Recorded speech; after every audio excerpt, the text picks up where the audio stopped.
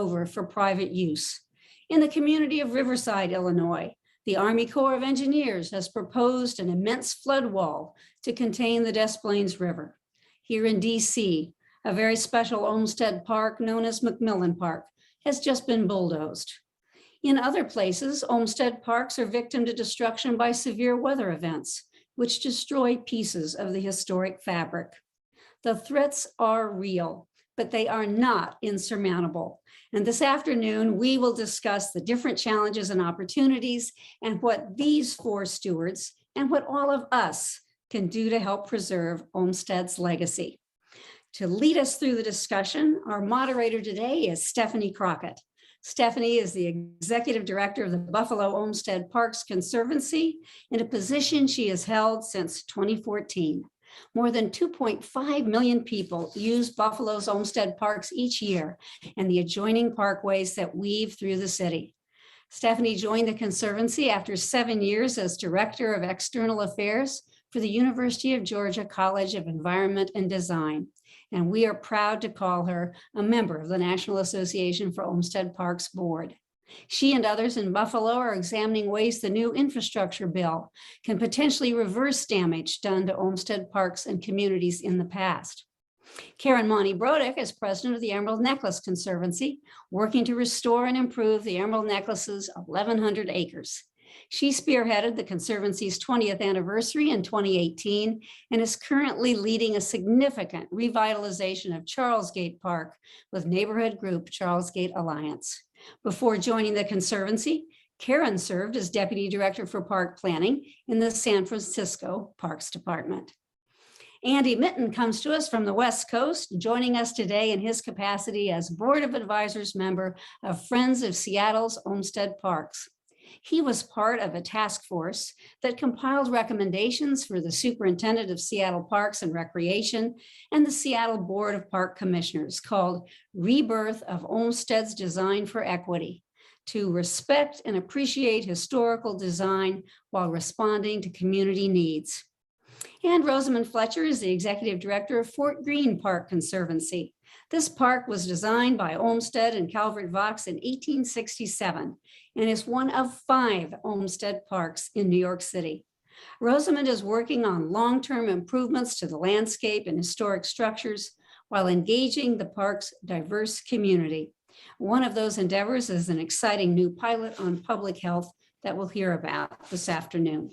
So we'll hear from all of these fine speakers and then open up for Q&A towards the end. If you have questions, please note them in the Q&A box. Panel, thank you so much for being here. Stephanie, please take it away. Thank you, Dee Dee. Good afternoon to all. It's an honor to be moderating this incredible panel today as we explore some of the current trends, the opportunities and impacts to our Olmsted landscapes and urban parks from coast to coast.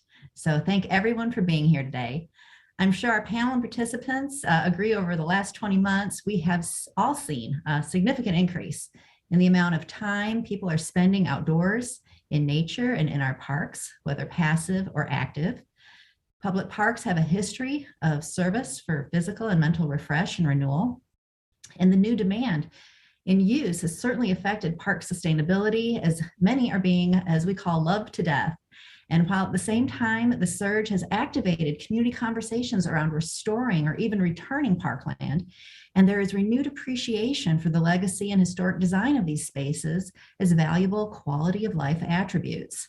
And in Buffalo, we're proud home to 24 original Olmsted works of art. We boast the nation's first urban park system designed with linked parks, parkways, circles, and pocket parks. They weave through every neighborhood, and they serve as a connective green tissue throughout the city.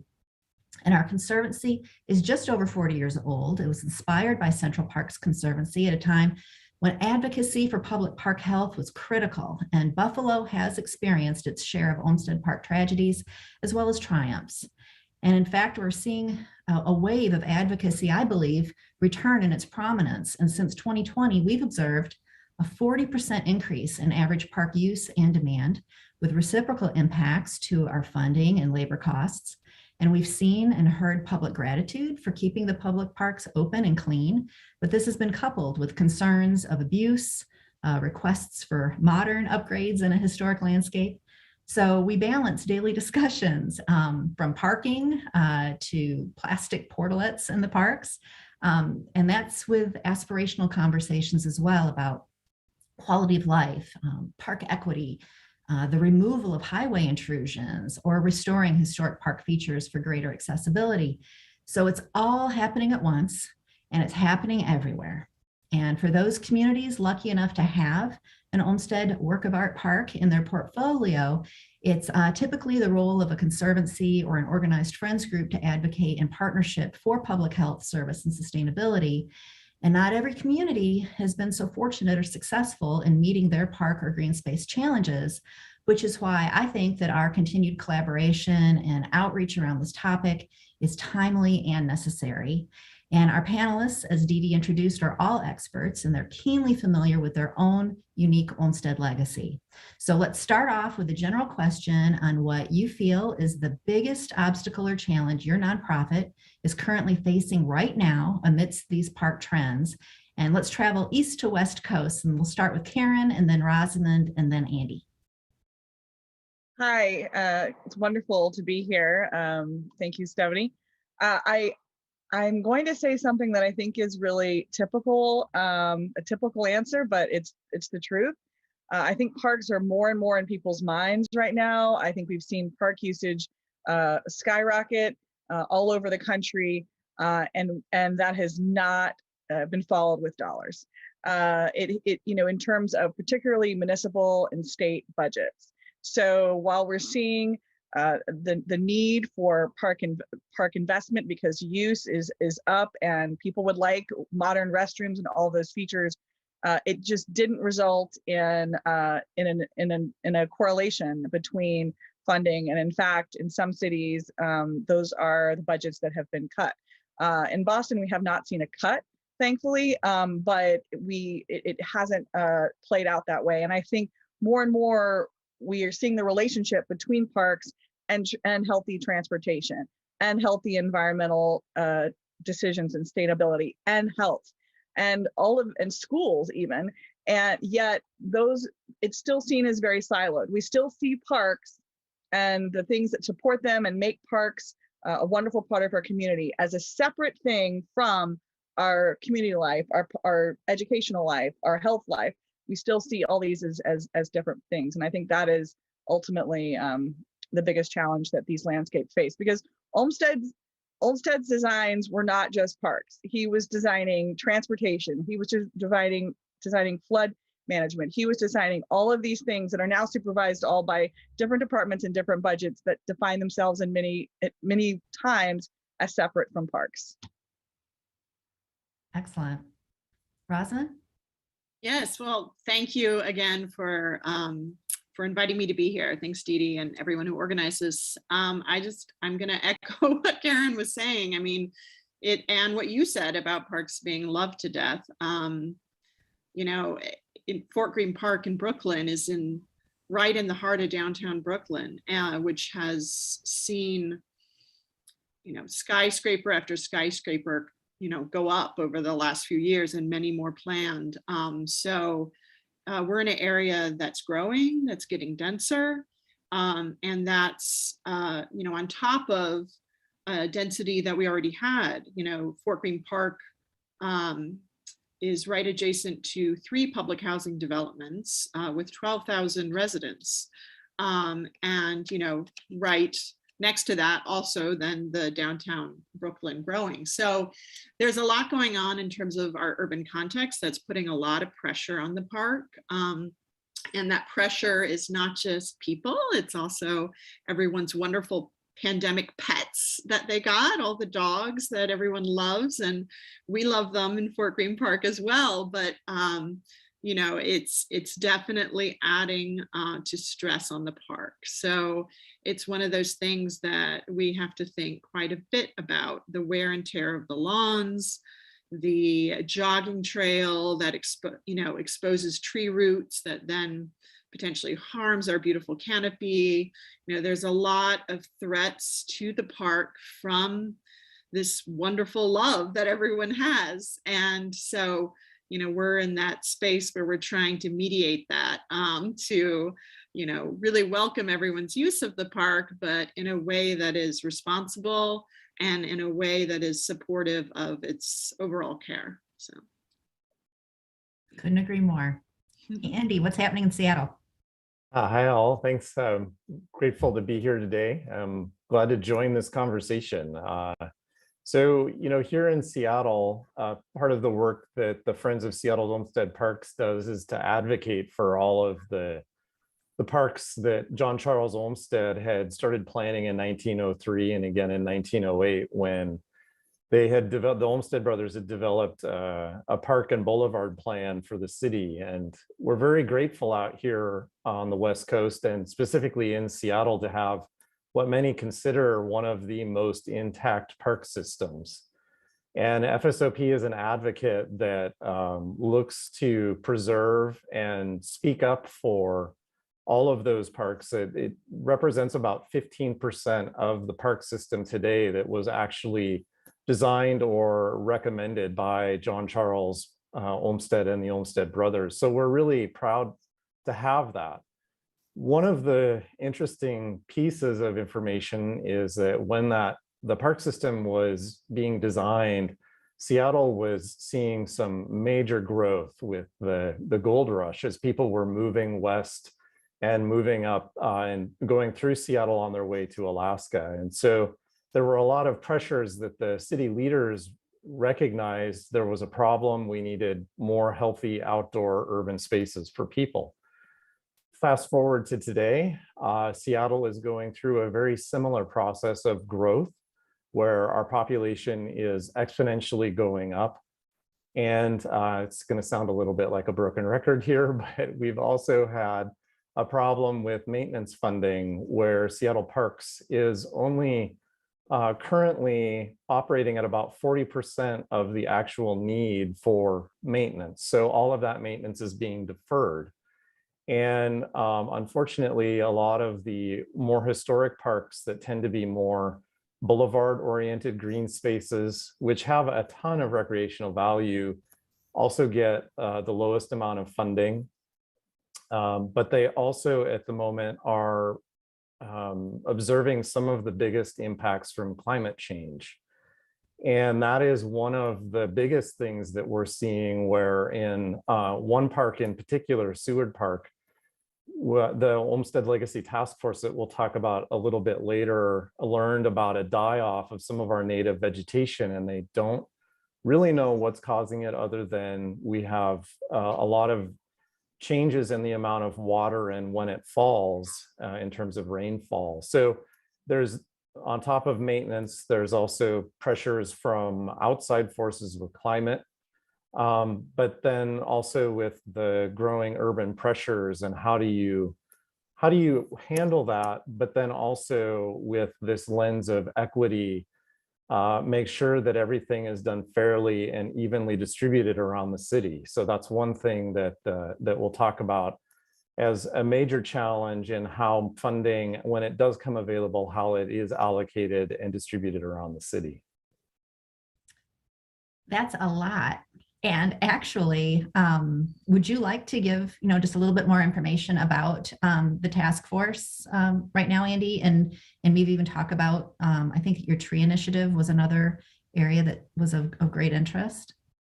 Yeah, absolutely. So the Olmsted Legacy Task Force was brought about by board members from Friends of Seattle Olmsted Parks. It was actually a conversation that started several years prior to the task force being formed. And it was some informal conversations with the park superintendent to talk about some of the issues that we were seeing that the parks were facing. And the task force occurred in 2018. So this was pre-pandemic, just before we went into lockdown. And the board became concerned because we started to see a decline in many ways of a lot of historic assets across the park system, be it loss of tree canopy or just pathways and things not being maintained to a proper level, erosion, and realizing that if something wasn't done, there was a lot of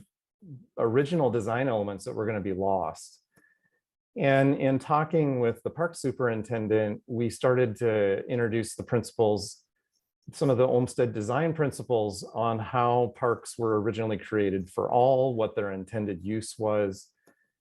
And he was fascinated by that story, especially as the city of Seattle was digging in more into equity and realizing that there were a lot of injustices in the past, especially with redlining and a lot of other things that happened here, specifically for Seattle in the South End, incidentally, which is where a lot of the planning for parks and boulevards were never implemented for various different reasons, which we don't need to go into. But one of the things that the task force had identified was a need was how could you not only recommend different principles for bringing back and preserving the legacy in the parks we have, but in order to do that equitably, you need to look at how you distribute that maintenance funding around the city. So the task force actually ended up recommending when they look to acquire new park property or bring on new parks, they do it in areas where there was originally a plan to connect boulevards and parks through the city. The original plan did have a ring that went around Seattle, much like other Olmsted design systems across the country. So that was a big shift in thinking about these are not only things that need to happen in our historic parks, but we need to be doing it in a way that's fair for everybody so that all of it can be preserved for in perpetuity. I could probably go on and on about that, but you had also asked, and maybe there could be more time on, and when we get to Q&A, about the Olmsted 200 trees project that we're currently helping move forward. And this was something, one of the recommendations of the task force I had mentioned, climate change and loss of tree canopy. There are actually a couple of images that we have of Magnolia Boulevard. Maybe we could bring those up now. And I wanted to just share these because these are something, this is a landscape that when John Charles Olmsted came here, he was just taken away by the landscape, the topography, and the fact that there is always a distant view that you can capture. And he was enamored with our native vegetation. And what you're seeing here in these images are actually our native Pacific madrone tree. And they were mistakenly thought to be magnolias when George Vancouver came through and was mapping out the coast out here. But what you can kind of see in a few of these images is a lot of these trees are actually struggling. There is a pathogen that is attacking them and we're losing them. This boulevard would have originally been under a very dense canopy. And because of changes in our climate, we're losing a lot of that tree canopy. So just some context to say that part of this tree study is to look at how much canopy over time have we lost in the city? And over a period of time, especially in our developed parks and boulevards, what has been our loss of trees? And how could we plan to actually replant them, possibly even using money from private donors, so that in a certain period of time, we can get back to that level of tree canopy so we're not actually losing any of that outdoor recreational benefit that we get, especially as we get a warmer climate. People, especially here in Seattle, where we saw record-breaking heat from the heat dome incident that we had, we also want to recognize how do we provide shade and places of respite for people, especially in areas of the city that don't have very good tree canopy coverage. So again, there's that equity overlay. Wow, that's a lot. It's intense. And I think that what's happening from a climate standpoint in Seattle in balancing what you're doing from an equity standpoint, but also just the different demands, that kind of can transition into what Karen has been talking about in her challenge question. She's also dealing with the balance between historic with modern. She's dealing with the education component like you are, Andy, with just getting the public to understand the history and the advocacy angles. And so, Karen, I was wondering if you could explain a little bit more about what's happening in Boston with the Emerald Necklace. I know you've got a project happening with Charles Gate, and maybe you could give us some insight on that. Absolutely. Thank you so much. Yeah, a lot of us, I think we're going to hear echoes all around the country that are similar. So the Emerald Necklace, which stretches over 7 miles in Boston through Brookline, actually. And this, just for those of you that don't know it, Olmsted founded his practice here in Boston. He talked about this work as being more important than any other, but it is a little bit under the radar because it was designed as a piece of green infrastructure and is so natural looking. And that has worked against us in some ways because it doesn't scream and dance at you like, roller coasters do. Hey, come check this out. It's a lot more naturalistic. And so it's particularly some areas. So that's a challenge. I think at times it has been seen as, oh, this is sort of just extra. We can put the road here. We can make this a little smaller. We can add a little bit. We can narrow the park a bit and add more parking. So that's happened over time. And as we know, in many, many cities, highways, overpasses, public buildings have been built in parks, or even private development has been built in parks and continues to be proposed for parks, especially parks that aren't defined like 1950s and 1960s team recreation, which became such a strong theme in the mid-century that passive park spaces, which are naturalistic, beautiful spaces that Olmsted thought were so important to the soul, and we all really felt, I think, recently in a renewed way, those are sort of sometimes not thought of as important, and that becomes a bit of the challenge. So to go back, so Charles Gate is the first piece of the Emerald Necklace that Olmsted designed and realized, which connects the major park systems in Boston, or basically did until the 1950s and 60s, when a highway cut one end of it, and they put another overpass on the top of it. And so we have today this connector that isn't functioning as a park connector anymore, but instead as sort of a pancake of freeways over a park and a river.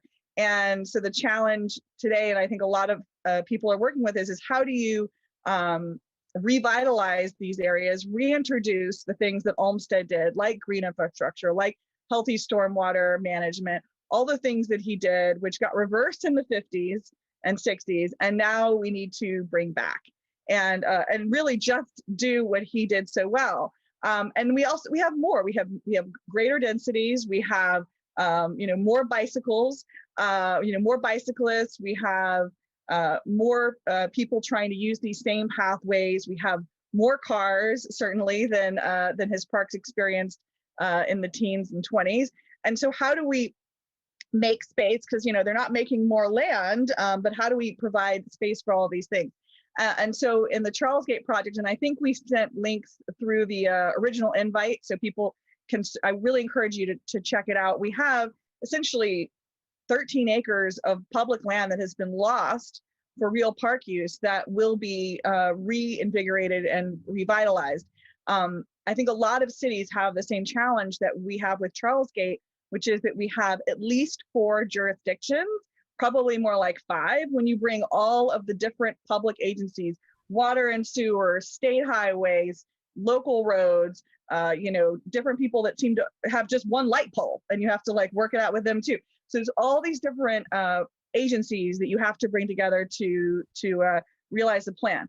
The good news is that all of this 1950s and 1960s infrastructure is aging out. So it all has to be replaced about now, guys. So this is the time for us to come up with the great plans. Plus, we've got this infrastructure bill that passed, and people, I think, are starting to see these connections a little bit more. So this is the moment when we need to be really instituting those big plans that bring all these things together.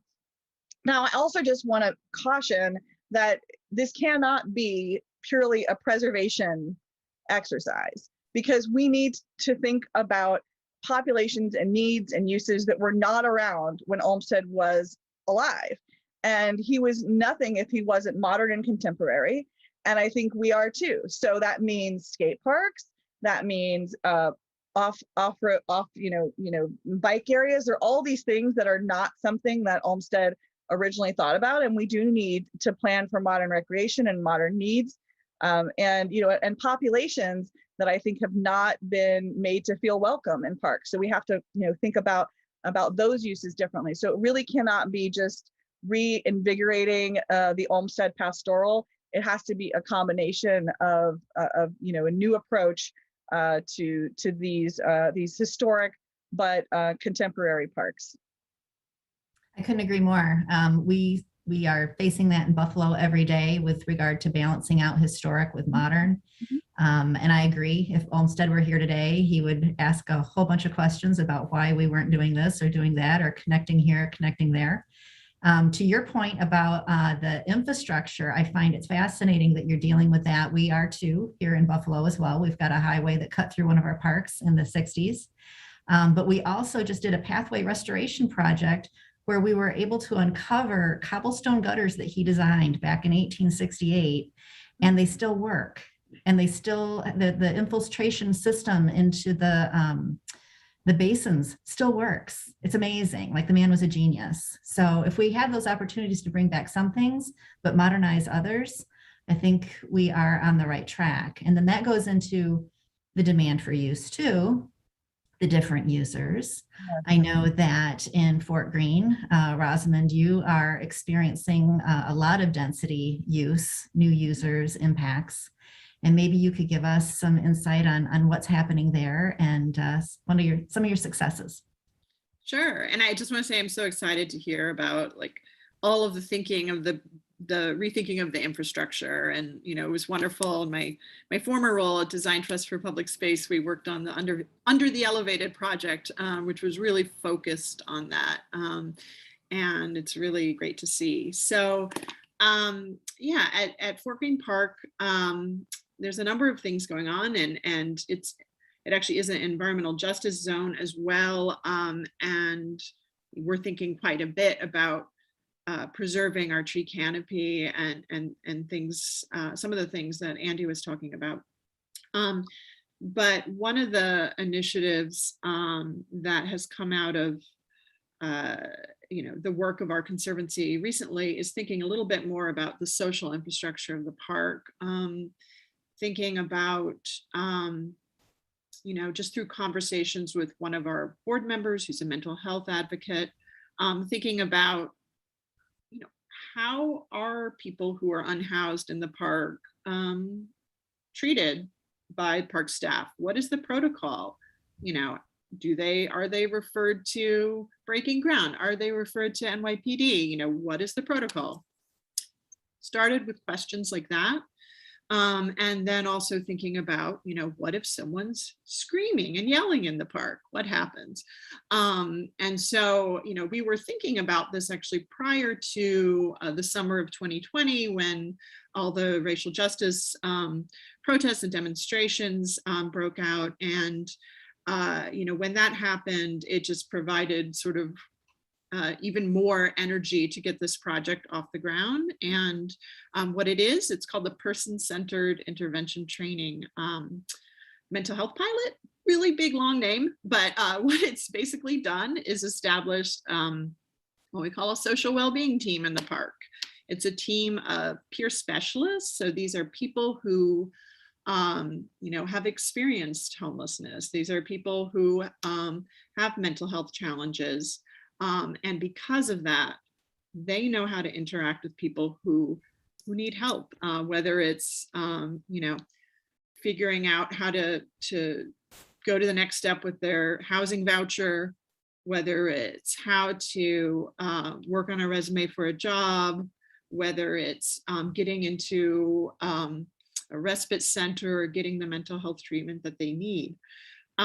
So this team, is in the park. We have a morning shift and an evening shift, and they're there interacting with, all sorts of park users. And it's it's something that, they've been there, I would say, for about a month. We're really beginning to see the results of this type of approach, which is extremely exciting. So, there are people that have, been placed in housing that where they've, haven't been able to get that before. There are people that are getting treatment for their substance use. There's a whole range of things that have happened. And what excites me about this is, going back to that Parks for All statement, is that, this really is about the park being for them. It's not a model where we're trying to clean up the park. It is a model that is about making sure that everyone understands the park is a place of refuge for everyone. And when we are trying to get help, that is so that they can return to the park and be in the park and enjoy it. So that's just one of the things that is going on at the moment in Fort Greene Park. I think that is so unique and so important. And I know that every park is kind of facing some of this. I know that here in Buffalo, we've had tents that have sprung up in the parks in areas where we typically wouldn't have seen them before. So it's really encouraging to hear that you're addressing this so openly and so proactively. And I know that you've also been doing some restorative work too. It sounds like you've got a lawn area that has been restored. So you're handling things on multiple levels. How did that restoration go? Yeah, that's an interesting project because, Fort Greene Park is 30 acres. It's a relatively tiny park. And it has all these competing uses. And as I mentioned before, there's a lot of dogs that love the park off-leash hours. And the main lawn of the park has degraded through, overuse by people and by dogs. And so we partnered with the Park Users and Pet Society of the neighborhood on a new lawn pilot to restore and rehabilitate the main lawn, which may sound, oh, it's just a reseeding, but really what it was a community engagement effort, because this lawn was seen as too precious to touch. And, for some really good reasons, like everyone wants the park to be used, not to be just, fenced off and seen as something that is untouchable. And so, everyone wanted the soccer pickup games to happen. Everyone wanted the dogs to enjoy it during off leash. But because of that, for many years, people had just decided, oh, we're not going to touch it. And so we did a sort of massive engagement effort to really communicate why this is important and just how, the environmental benefits of it and the sort of increased types of use that everyone will get out of it when it's restored. So yeah, there's a lot of sort of dorky technical things to the rehabilitation that I won't go into now, but when you have such compacted soil and when you're dealing with as many dogs as we do, you have to think creatively about the type of reseeding and all the work that goes into it. Absolutely. And I think that you're spot on by saying people do not want grass museums in their cities. They want to be able to actively use their parks. And I know that this bridges kind of a conversation that all three of you must be having. I know we have it in Buffalo, but how you're engaging your community is a common thread that I've heard throughout our conversation. And do you have any comments, the three of you, on best practices for those outreach and engagement opportunities to make sure that you're really spearheading your advocacy in the most productive ways? Karen, Andy, one of you take it first. I can start. I think we have to look very. I think before we look out, we have to look in. The Emerald Necklace Conservancy was born out of a flood from a storm event in one part of our park. and we've got representatives throughout the system, but we looked really hard over the last couple of years at our who makes up our numbers, and we noticed that we are heavily white, affluent folks that are very involved with the community groups that are able to take the time to come to participate. And so I think one of the things we did and we are continuing to do is through our Olmsted Now effort, our contribution to the Olmsted 200 effort, working to better engage and empower communities to both work with us, but also work in the parks in the ways that they would like to, with the resources that they have been denied in the past. Because there are definitely lots of communities, neighbors that need additional park access and resources that haven't had that in the same way as others for long and obvious historical reasons. So in terms of best practices, I think you have to be very, very deliberate about seeing your own gaps. And sometimes it is hard. And one of the things that I really respected, we worked with consultant Stephen Gray this year. He pointed out that a lot of times we expect everyone to be able to come to engage with us as volunteers, and that is not necessarily the economic reality of many of the organizations that we would like to participate. So compensating and assisting those organizations for their time and their efforts being part of what we're doing is part of that kind of engagement. That is not a traditional method for collaboration, but I think we have to acknowledge the privilege that many of us have when we arrive and have evenings and weekends to spend in workshops or to send long letters to our city councilors about things, but really trying to find spaces where we can work to more equalize what is a very unequal playing field. Andy, did you have anything to add? Yeah, I think I would echo a lot of what Karen just said. We have a very similar situation here where a lot of the major parks, especially the like Volunteer Park, for example, here in Seattle, is in a very well off neighborhood, and that the Volunteer Park Trust is actually a Friends of like group that is a spinoff from FSOP, and that's one of the challenges they've actually had in getting funding allocated for needed improvements to preserve the legacy. And one of the things that they've had to advocate for is that they are actually providing park services. There's an amphitheater there, for instance, where everybody from the community is invited. That then opens up more conversations about, well, does that mean everybody can get there? Does everybody have access to transportation? So there is that component of it. But I think as we look at outreach, and there are so many lessons learned, it has been a thing of privilege to go to these. It's for those who have the time and the capacity to go volunteer. You're absolutely right that we find more when you're able to either have an event on a weekend in the park where people are, you'll get greater turnout, the diversity will be higher.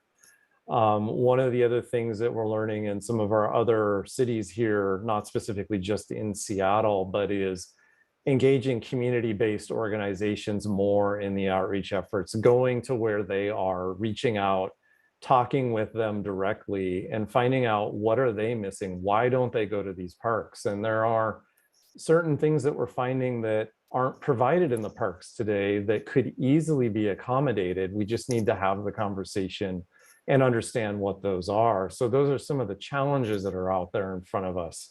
We just need to keep finding new ways to open that dialogue and that conversation, because if we don't, these are literally, as was said earlier, going to turn into grass museums where people are like, well, why would I go there? There's nothing there for me. And that's the last thing we want to have happen. Yeah, I'd just like to add to that. We just can't wait until a scoping session or something like that to do outreach. It's just, it makes no sense. We need to be learning all along the way and co-developing things. And, you know, to Karen's point, I agree, it starts internally. You know, I was very lucky to join an organization where the board was already about 33% people of color, but I think that is something where we put a lot of effort in and expanded, also thinking quite a bit about the socioeconomic diversity of the board, you know, with Fort Greene Park being, you know, the northern edge being lined by public housing and the southern and eastern edges being really, really high-priced brownstones. You know, it's just the disparity is so huge. So it's something where, you know, on our board, we have 3 people who either currently live or did in public housing, and that's really, really important.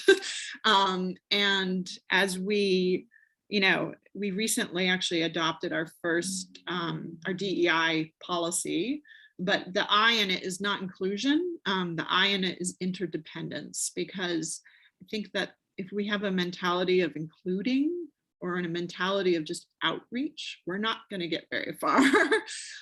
Interdependence is really about allyship. It's about shared power, developing things together. You know, we recently did we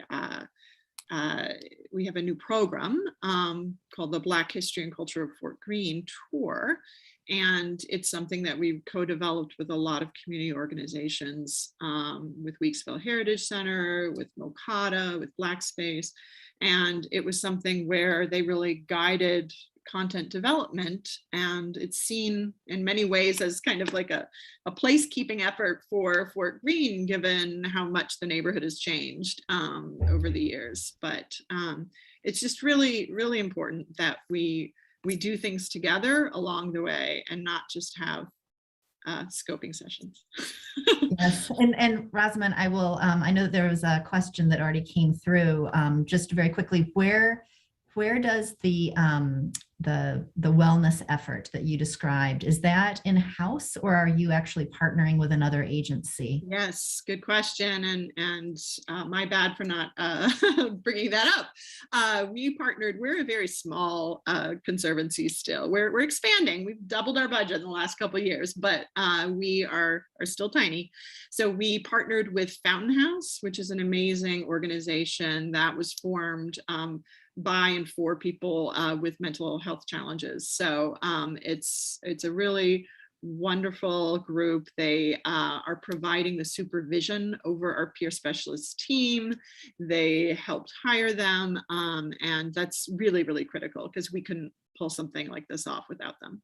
Absolutely. So that is great. And then tying into that, there was a general question by the participants as to whether any of you, we do not here in Buffalo, but we get asked all the time, do any of you have a park ranger program or any type of assistance in monitoring what's happening in the parks? I can, so so first of all, I just want to mention from the top that the Central Park Conservancy is very different from basically every other conservancy in the country. I want everyone to know, like, you know, Rosamond says that she's tiny, like, you know, we're like tiny, a little bit bigger than tiny. Like, I mean, everybody is small compared to the Central Park Conservancy. So, you know, we support the parks. The city of Boston does have a park ranger program, both rangers that have vehicles and also some that are mounted on horseback. And, you know, they're definitely engaged in, you know, in trying to both provide environmental education, but also, you know, address, you know, park misuse of park issues. I think that there is more of a growing interest in seeing how the rangers and places can be an educational force. You know, I have to say, a lot of times when I've worked with Boston PD and other urban parks departments urban police departments in terms of addressing homelessness or other mental health or drug addiction issues, I have often seen, really amazing, essentially social work behavior from police officers, which the police officers will tell you that they're really not the people you want to have doing this. But in a lot of times I've seen that actually be incredibly thoughtful as it's happening. But at the same time, we are dealing with so many challenges with, increased opioid addiction issues in parks and all of those kinds of things. It's very multifaceted and extremely complex. I think more eyes and ears are always great in a park, because it just means someone to call an ambulance if someone gets hurt, or someone to provide additional engagement with people. So I think that is a wonderful goal for us to have, and perhaps it comes through park rangers and more education staff. Right now we do have tours, and we definitely have staff that are in the parks doing park work, but we do not directly employ park rangers. Andy, do you have those in Seattle? Yeah, so we our downtown city core parks do have a program where there are ambassadors that are there to help, where we have a lot of more of the urban drug use related other types of crime and so on. I do know, and not being a Seattle Park employee, I do know they have other programs that they run. I know firsthand that they do rely quite a bit on park staff to police some of that when they're out doing routine maintenance, which I've heard has put quite a burden actually on the staff. And so while we do have a program, I don't know that it's necessarily as robust as it needs to be to address the problem we're seeing with people who are experiencing homelessness in parks, and even adjacent parcels to parks that are actually causing some additional headache in some cases. So it definitely needs a little bit more help, in my opinion. Yes, I think we're all experiencing that. And we've had another question that's come through, which is a bit more on a different type of invasion, which is, are any of you dealing with invasive species on a regular basis? Does everyone have a program that they're following in managing that? I can tell you in Buffalo, we try very hard to have an invasive species program. We've also resorted to goats. Goats are our friends. Olmsted loved goats and sheep. So we've been employing some herds. And but do the three of you, do you have anything else to add, offer, or suggest for invasive species management? I can start. So yes, the 1,100 acre Emerald Necklace has many acres of invasive species. There are some in the water that we don't let volunteers touch, because that would be bad. So there are a tremendous number of acres of Phragmites that are currently, some of which are being addressed through an Army Corps of Engineers dredging project. There are invasive species and in other parts of the park that are things that we work with volunteers to remove. At times we hire contractors if there's something very specialized. The Parks Department, Boston Parks Department, Brookline, and DCR staff all try and address things.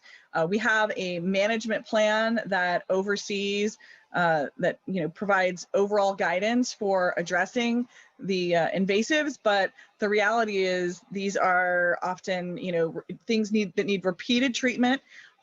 We do try not to use pesticides. That's the last resort. So the trade-off is a whole lot more physical labor, and that is, it's time consuming. But yeah, I think we have a guiding document, but we definitely have a long way to go. And I can speak for Seattle. There's actually a division of the city that is called the Greene Seattle Partnership. You could actually look that up. And they have a goal of managing a certain percentage of the acreage in the city, which tends to be a lot of the natural spaces and green belts. And we do have a problem. Ivy, which unfortunately was one thing that the Olmsted brothers did plant here, has taken over and has been causing quite a bit of problems. So the Green Seattle Partnership's charge is to actually reintroduce a lot of our native tree canopy and understory vegetation. And so they have parties where they will actually go through and remove things like Himalayan blackberry. That's a big problem out here, as well as English ivy. There's a whole list I could go on. But it does have its successes. But what I would say is that there's also a conflict there, because there are times when the boundaries were drawn for the Green Seattle Partnership where they overlap with some of our developed urban parks. And the parks were meant to be more formal, and then you have a little bit of this departmental pushback on, well, why are you coming in to plant natives in a space that was never really meant to have them? And that's, again, then where we have a little bit of a disconnect between deferred maintenance for those formal parks and then the mission of the Green Seattle Partnership to increase the tree canopy coverage in the city.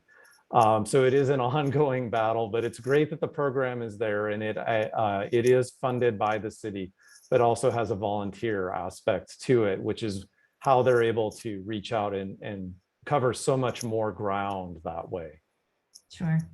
And I would just add that, you know, we have a relatively small park and are really, we have an easier task in this regard. But we have a park director through New York City Parks who manages, we have a dedicated gardener, and the Conservancy also has brought on 2 additional gardeners. And we have a volunteer gardener program. So between all of them, we are able to keep things you know, pretty good. But we also have a young naturalist program I just wanted to mention, because it's through the work of you know, young kids in the community that we now have a new native pollinator garden that they're using for educational purposes and things like that. So it's really great to see when the 8, 9, 10, 11-year-olds are the ones doing it. Absolutely. That's real ownership. Absolutely. So I think we're close to winding down. As panelists, did you want to just give any final comments, thoughts as we continue these discussions about the importance of our common challenges, our advocacy woes? Any notes of encouragement for people who are still dealing with some advocacy efforts? Well, I might say, just don't give up. There is hope. You know, here in Seattle, with the formation of a park district, they've been able to identify some maintenance funding that we hope in future budgets that will continue to grow. And there is some evidence that is beginning to take hold. And especially, you know, one of the big challenges we have is with a lot of the park staff retiring, there's a lot of institutional knowledge that's being lost. And that is where we hope that with the Friends of Seattle Olmsted Parks, we can continue that legacy and not lose that knowledge. There's been a lot of documentation of that, and trying to find a way to actually infuse that into the park system so that there is this urgency over why this is important. And it is starting to happen, which is exciting. Yes, yes, those partnerships are critical. Karen, what are your words of wisdom? So I don't know if wisdom, but I'm going to give it my best shot. I think we may be at another WPA moment, right? Where there is going to be, there can be, if we leverage it right, significant capital investments.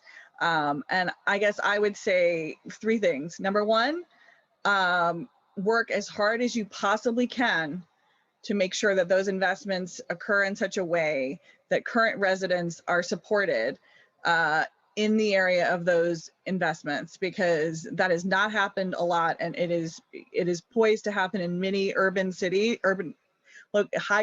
even non-urban places where just land value has continued to increase and there aren't adequate protections to protect low-income individuals. So if, there's going to be a huge opportunity for investment. How are protections put in place? How are those designs done with maintenance in mind?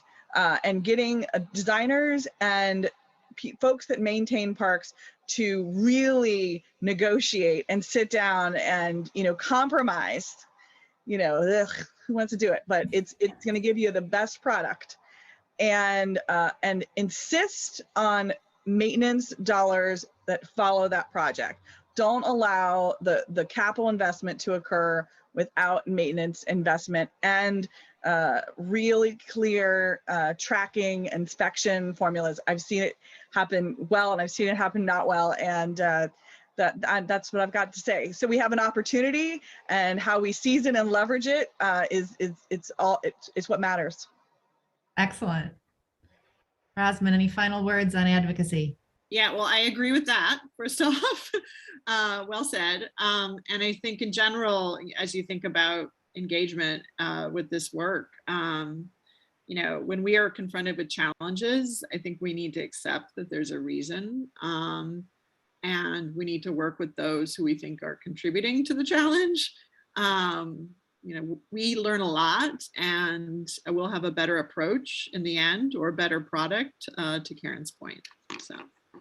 Well, I will take all of that and wrap it up with a bow and say that is why I think the NAOP is so important as a collection of all of us, so that we can continue to have these conversations and share best practices and commiserate with one another when needed. And so Dee Dee, I'm going to hand it back off to you, but this has been a great group of people. And again, thank you for organizing this. Well, I want to say thank you as well. It has been a terrific conversation, and I think all of you have so wonderfully addressed the civic, ecological, cultural aspects of Olmsted Park. So I think he would very much have approved of this conversation and the various ideas that have presented. And I just want to say thank you to all of you. And I think we know that there are challenges, we know that there are opportunities, but this conversation has certainly given me hope that regardless of those challenges, our Olmsted Parks are the beneficiaries of creative and thoughtful leaders such as those of you today. So we're lucky to have that before us. So before we go, just a reminder that Olmsted 200 will be hosting a wide array of events and activities from now until the end of 2022. Across the country, Olmsted 200 is dedicated to ensuring Olmsted's legacy endures by renewing public and policy commitment to our natural and historic heritage, certainly something that we hope that this conversation contributed to.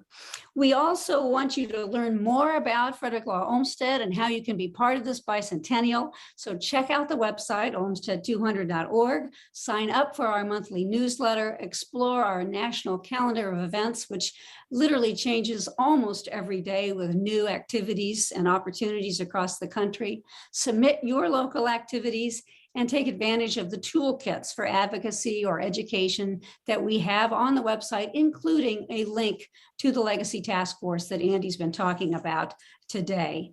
And please also follow us on Twitter, Facebook, and Instagram at Olmsted 200.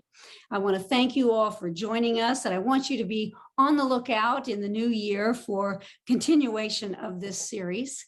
And let me conclude by reminding everyone that it is Giving Tuesday, so I hope you will think about reaching out to, on behalf of the National Association for Olmsted Parks, the Friends of Seattle's Olmsted Parks, Fort Greene Conservancy, as well as the Emerald Necklace, and to thank all of these folks who are with us today for their stewardship and their care of these invaluable parks and places. So an early happy holidays from all of us, and we will see you in the bicentennial year.